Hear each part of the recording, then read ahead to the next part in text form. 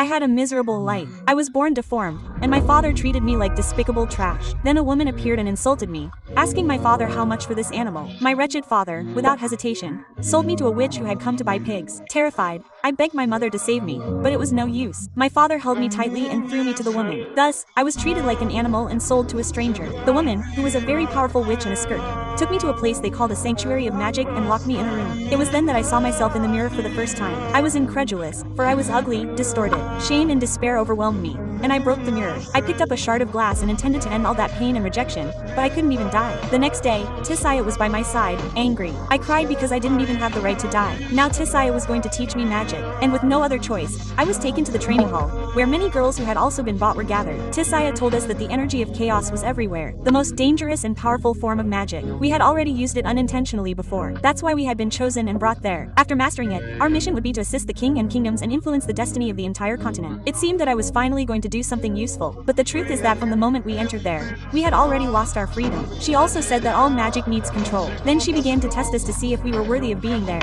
She ordered us to lift the stones without touching them, using only a spell. One of the girls managed it quickly, and I was already envious. But the next second, her hand darkened and withered, leaving only a bone of that skirt. Screams echoed through the hall. Without any reaction, she only said, "This is balance." Then she demonstrated. She held up a flower, uttered the incantation, and the stone floated, while the flower immediately withered. She said that magic always wants something in return. The other girls succeeded one after another. As for me, I failed repeatedly. I tried, but I couldn't, and I despaired. And without hope, I was driven by a desperate impulse. I put the flower in my mouth and chewed, trying anything to make the exchange. Tisaya stared at me with disdain, walked over to me, and said, "Sometimes a flower is just a flower, and the best thing it can do for us is die." All I felt was anger and humiliation, and sadness overwhelmed me. I turned my back and walked away, but I wasn't going to give up.